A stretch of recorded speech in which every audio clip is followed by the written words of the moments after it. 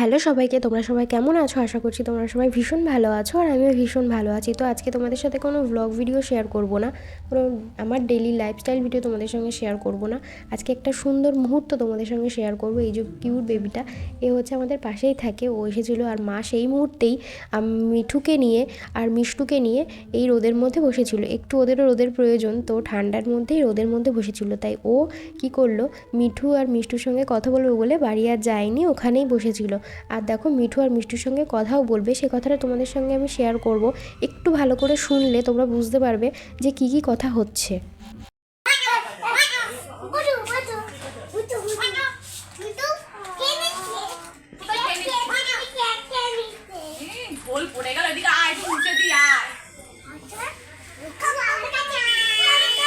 এইটার অবস্থা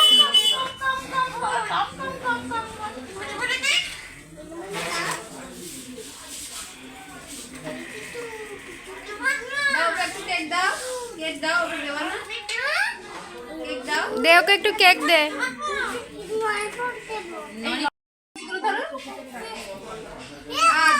ললিপপ নিয়ে গেল তো, খাও খাও।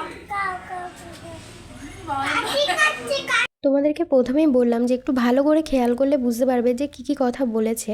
আসলে আমাদের পাখি সব রকমই কথা বলতে পারে, ছোটোটাও পারে বড়টাও পারে। ছোটোটা বলতে আমরা খাঁচারটাকে বোঝালাম, আর বড়টা এই যে বাইরে, ওকে সবসময় বাইরেই রাখতে হয়। ও আমরা যতক্ষণ না ঘুমাবো রাত্রিবেলায়, ওকেও হচ্ছে গিয়ে ঘুমানোর জন্য খাঁচায় ঢোকানো যায় না। ঢুকালে ও খুব চিৎকার করে, এটা কেউ বিশ্বাস করবে কি না জানি না, কিন্তু এটাই করে ও। আর হচ্ছে কী কী কথা বললো তোমরা একটু ভালো করে খেয়াল করলে বুঝতে পারবে। পাশে না একটা তুলসী গাছ ছিল, তো ওই গাছটা না ও ভাঙছিল, তো ওই জন্য মা যে ডালগুলো ও ভেঙেছে, মা ওগুলো হাতে করে নিয়ে ওকে খাওয়াচ্ছিল। আর পাখির ভিডিওটা তোমাদের কেমন লাগলো আমাকে অবশ্যই জানিও, আর ওর কথা যদি তোমরা শুনতে চাও সেটাও আমাকে জানিও, আমি নিশ্চয়ই